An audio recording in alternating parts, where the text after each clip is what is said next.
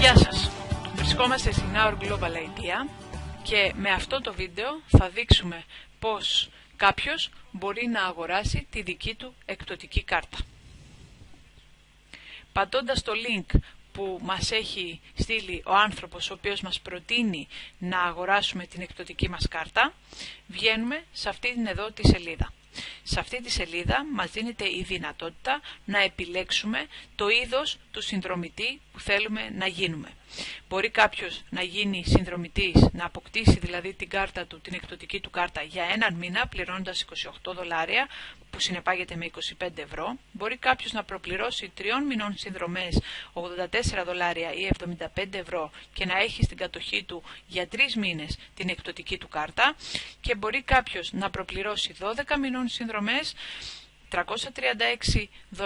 ή 300 ευρώ προκειμένου να γίνει για έναν χρόνο μέλος στον όμιλο και να απολαμβάνει εκπτώσεις 365 μέρες το χρόνο.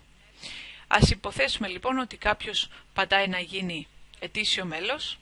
Φυσικά όποιο και να πατήσουμε θα μας οδηγήσει στην ίδια σελίδα. Ερχόμαστε σε αυτή τη σελίδα όπου υπάρχουν 3 βήματα τα οποία πρέπει να ακολουθήσουμε για να ολοκληρωθεί η αγορά της κάρτας μας. Το πρώτο βήμα το αφήνουμε όπως είναι, στο προεπιλεγμένο. Στο δεύτερο βήμα απαιτείται να βάλουμε τα προσωπικά μας στοιχεία, τα οποία δεν είναι άλλα από το όνομα, τεπώνυμό μας, το email μας και το τηλέφωνό μας. Είναι πολύ σημαντικό αυτά τα στοιχεία να είναι σωστά, διότι ο όμιλος μας στέλνει emails, τα οποία θέλουμε να λαμβάνουμε, και το τηλέφωνο μας είναι και αυτό πολύ σημαντικό να είναι σωστό, διότι μπορεί να χρειαστεί κάποια στιγμή να επικοινωνήσουμε μαζί σας.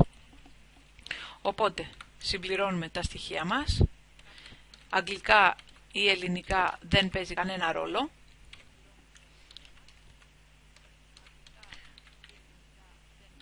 Εδώ συμπληρώνουμε το email μας, το οποίο επαναλαμβάνουμε ότι πρέπει να είναι σωστό γιατί θέλουμε να λαμβάνουμε τις ενημερώσεις του ομίλου μας.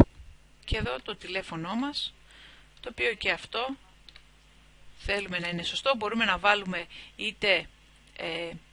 είτε τηλέφωνο σταθερό, είτε τηλέφωνο κινητό, είτε και τα δύο.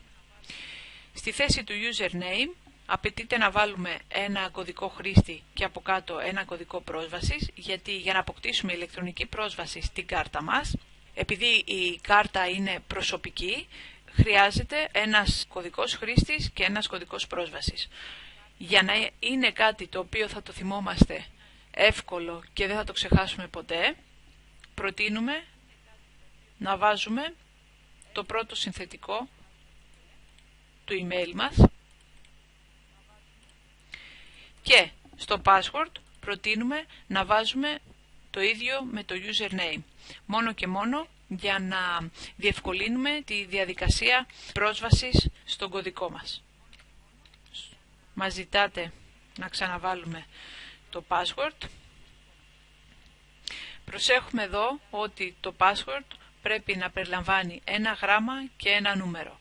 Είμαστε καλυμμένοι γιατί και το username μας περιλαμβάνει ένα γράμμα και ένα νούμερο. Και ερχόμαστε στο βήμα 3, στο κομμάτι της πληρωμής. Η πληρωμή μπορεί να γίνει με κάρτα, πιστωτική, προπληρωμένη ή χρεωστική. Όλων των ειδών οι κάρτες μπορούν να χρησιμοποιηθούν. Βάζουμε τα στοιχεία μας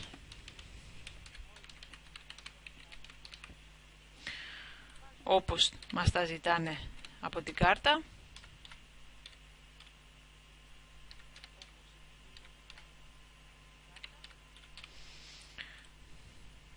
Την ημερομηνία λήξης και τον κωδικό ασφαλείας από πίσω. Επιλέγουμε και τα δύο κουτάκια. Το ένα κουτάκι λέει ότι καταλαβαίνω ότι θα χρεωθώ με $336 ή $28 ή $84 ανάλογα το είδος της συνδρομής που έχω επιλέξει να προπληρώσω. Και το δεύτερο κουτάκι λέει ότι συμφωνώ με τους όρους και τις προϋποθέσεις του ομίλου. Εδώ αν θέλουμε διαβάζουμε τους όρους και τις προϋποθέσεις, καλό είναι να τις διαβάσουμε